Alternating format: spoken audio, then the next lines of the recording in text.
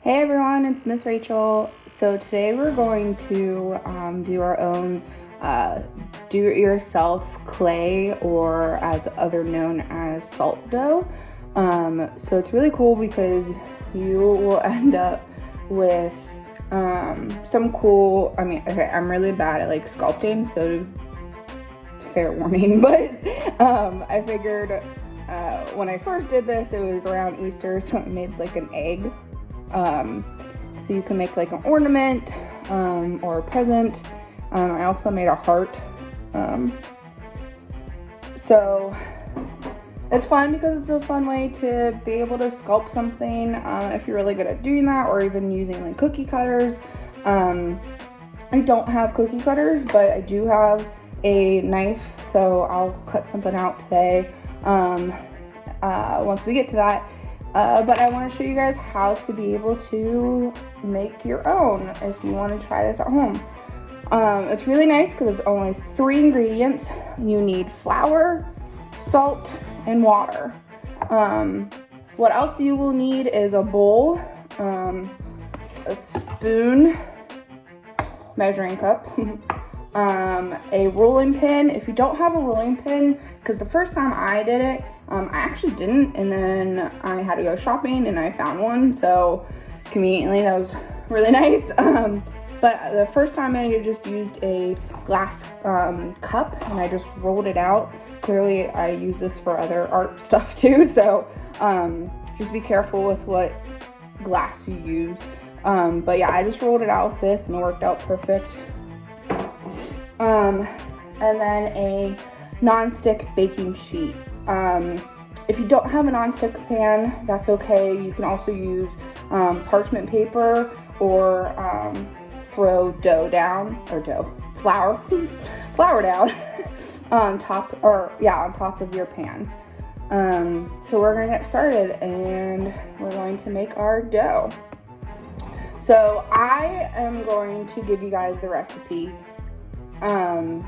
It's 2 cups of flour, 1 cup of salt, and 1 cup of cold water.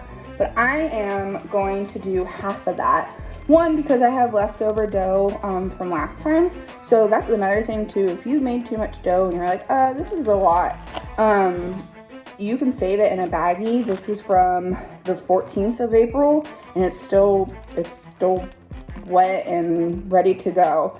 So once I get my new dough made, I'll just combine that in and be able to use it. So like I said, I'm gonna do half of that, but you guys are more than welcome to do the full recipe, but I just don't need that much. So let's get to it.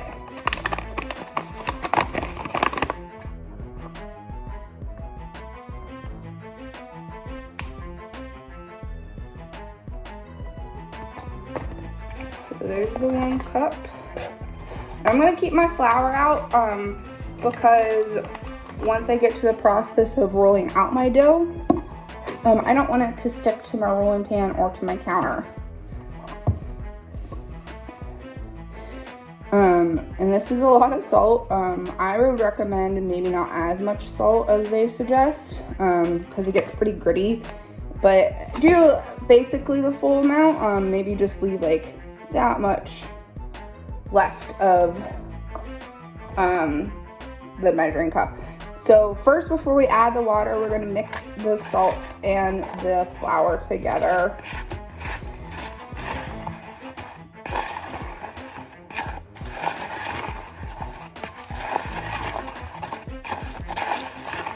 Okay, once that's mixed up, we're going to add the water. So I'm going to grab my water and I'm going to add it in just a little bit at a time and then mix it. The reason why we're doing that is because you don't want it to get too wet, and then it won't be able to really stick and form to whatever you want it to be. If it's too wet, you can add just more flour to it, and you'll know what I mean if you get to that point. And if it's too dry, like it's not sticking together at all, then just add a little bit more water. Did not pick a great bowl for this. So it is almost there. The first time I made it, I did make it too wet. So you definitely want to make sure you do a little bit at a time.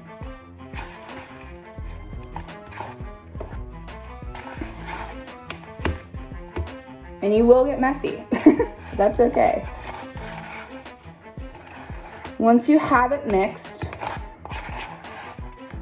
we are going to knead it. And that just means we're going to continuously shape the dough in our hands. And the reason why we do that is because it just helps it to all get together correctly to the consistency that you need. All right, so that is good. I didn't add all my water this time because I don't want it too sticky. All right, and that's what it should look like. It looks like dough, but when you bake it, it will get very hard and not edible. All right, so now we are going to knead it, and we're going to knead it for 10 minutes. So I am going to fast forward through that.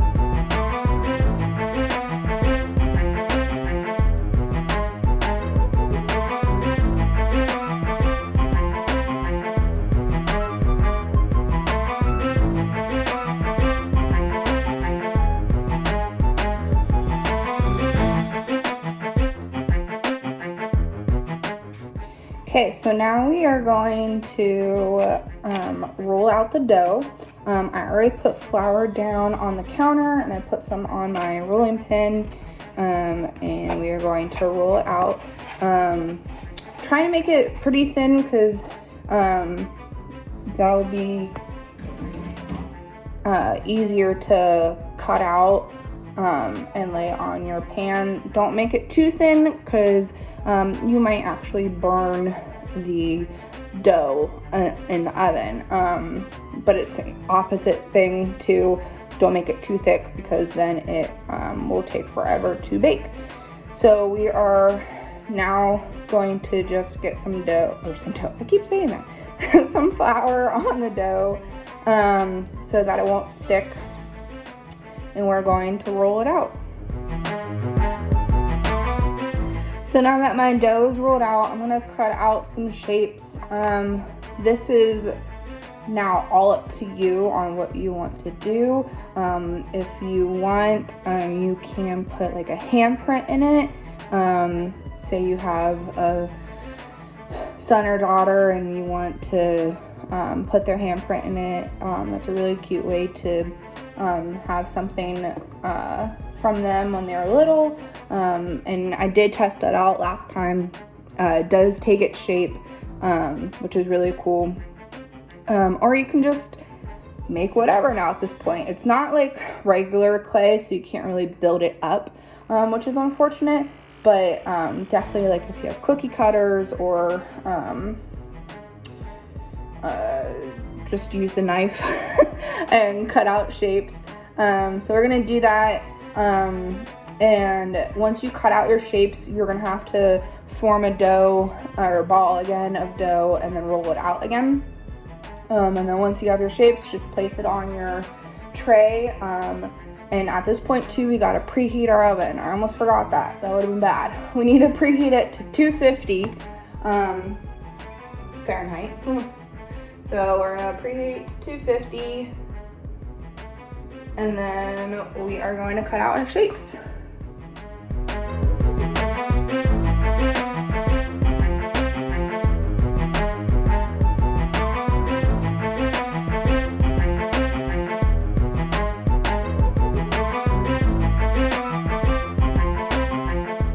Alright, so I have my shapes cut out. Again, I am not the greatest at this. It does help if you have a cookie cutter or some shape that you want to use to be able to cut it out. but tried my best. So I did these little bunny and my initial and a creepy smiley face. And then this is gonna be a little like art palette.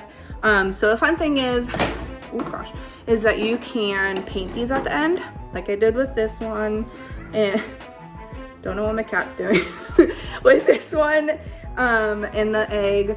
The other cool thing too you can do is, if you have food coloring, is you can separate the dough into like however many colors you want, and use the food coloring for that, and then you'll have colorful dough. So we're going to put this in the oven now for 2 hours. Once it gets close to like an hour and a half though, please check on it, and kind of continuously check on it, because you don't want to have any of it burn, and then ruin your art.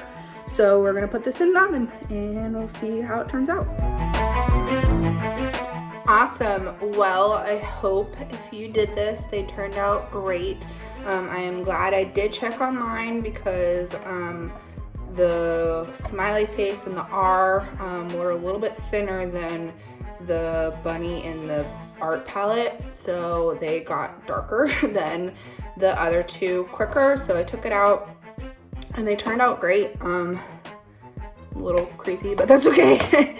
I'm excited to paint this one, because I'm gonna try to make it look like a art palette. And then my rabbit, also a little creepy, but maybe once I paint it, it'll turn out cute. I don't know. I also forgot to mention, you guys can use markers. I broke one accidentally last time, but I just wanted to show you that you can use markers on it. It will show up. It'll take some more time to color it in, but it does work. I also didn't use all of my dough again, so I put it in a baggie. This dough definitely turned out a lot better than my first round. I think you really have to make sure you pour in the water just a little bit at a time, and if it's too sticky, add more flour. If it's too thick, add just a little bit of water. But other than that, I hope you guys participate in doing this, and if again you do it, show me. I am excited to see what you guys come up with. Bye.